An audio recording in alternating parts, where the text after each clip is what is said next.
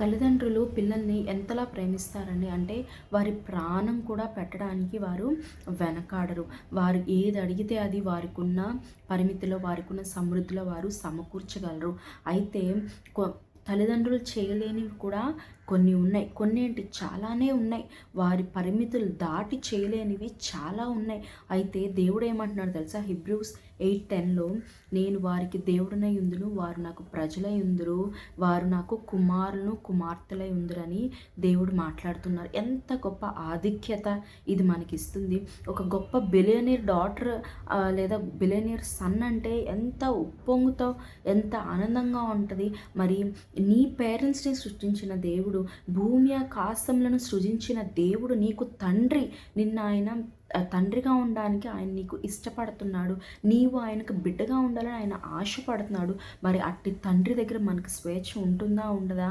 నీకు పలానా హెల్ప్ కావాలి, పలానా హెల్త్ కావాలి, లేదా పలానా హెల్ప్ మనీ విషయంలో కావాలి, లేదా ఒక చదువు విషయంలో కావాలి, ఒక టూర్ విషయంలో కావాలి, ఏ విషయంలో అయినా నువ్వు ఆయన దగ్గరికి వచ్చినప్పుడు ఆయన తప్పక నీకు ఆయన దగ్గర ఉన్న స్వేచ్ఛను బట్టి, నీకు ఆయన దగ్గర ఉన్న ప్రేమను బట్టి, ఆయనకు మన మీద ఉన్న ప్రేమను బట్టి ఆయన మన అవసరాలు అక్కర్లు తీర్చే దేవుడు. అన్నిటికన్నా ముందు దేవుడు ఇక్కడ అంటున్నాడు, వారి మనసులో నా ధర్మ విధులను ఉంచుతాను, వారి హృదయం అను పలక మీద వాటిని రాస్తాడంట. మరి తల్లిదండ్రులు ఏం చేస్తారండి? మనం తప్పు చేసినప్పుడు వారు మనల్ని కొడతారు, తిడతారు. తర్వాత ఏం చేస్తారు? దగ్గరకు తీసుకొని చెప్తారు. మరి అట్లనే దేవుడు కూడా అంటున్నాడు, మీరు తప్పు చేసినప్పుడు నేను మిమ్మల్ని సరిచేసి మిమ్మల్ని దగ్గరకు తీసుకొని నా ధర్మ విధులను మీ మనసులో ఉంచుతానని చెప్తున్నాడు. మనుషులు చెప్పగలరేమో కానీ దేవుడు మనలో ఇంకల్కేట్ చేస్తాడంట.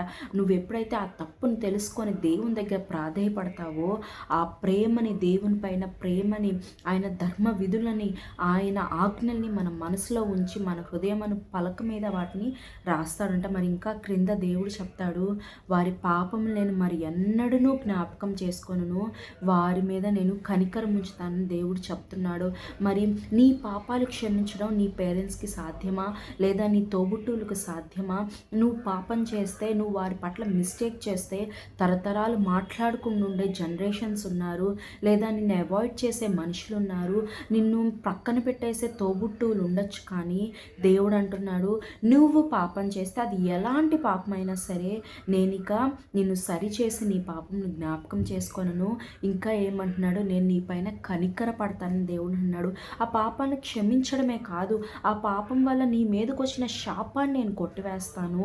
నీకు ఏది రావాలో, ఎక్కడ నీవు కనికరింపబడాలో, ఎక్కడ నీకు ఫేవర్ ఉండాలో నేను నీ పైన మనుషులకు ఫేవర్ కలుగు చేస్తాను. నేను దేవుడైన యెహోవా నీ పైన ఫేవర్ కలిగి ఉంటాను. నేను నీకు హెల్ప్ చేస్తాను.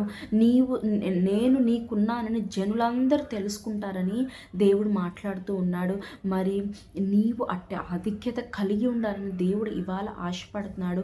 మరి నీ తల్లిదండ్రుల దగ్గర చాలా లిమిటెడ్ పవర్స్ ఉన్నాయేమో కానీ నీకు సహాయం చేయగలిగిన వారి దగ్గర, లేదా నీకు గొప్ప గొప్ప ఇన్ఫ్లుయెన్సర్స్, నీకు గొప్ప గొప్ప స్నేహితులేమో, అయితే వాళ్ళ దగ్గర ఉన్నవన్నీ లిమిటెడ్ పవర్సే. కానీ సూపర్ న్యాచురల్ పవర్ అయిన దేవుడు, ఆయన ఆల్మైటీ పవర్తో ఆయన నీకు హెల్ప్ చేయగలడు.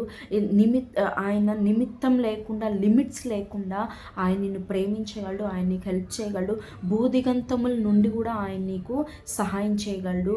ఆయన నిన్ను ఎక్కడి నుంచైనా తీసుకురాగలడు, ఎంత ఎత్తుగా ఆయన నిన్ను తీసుకెళ్ళగలడు. కనుక ఆయన ఆశ్రయిద్దాం. ఆయన నీకు తండ్రిగా ఉండాలని ఆశపడుతున్నాడు, నీవు బిడ్డగా ఉండాలని ఆయన ఇష్టపడుతున్నాడు. కనుక ఆయన దగ్గరికి వద్దాం. తండ్రి, దేవా, అబ్బా, తండ్రి అని నువ్వు ప్రాధేయపడినప్పుడు తప్పక దేవుడు నీ మొర ఆలకించి నీ అక్కరను తీర్చి నేను ఆశీర్వదిస్తాడు. ఆమేన్.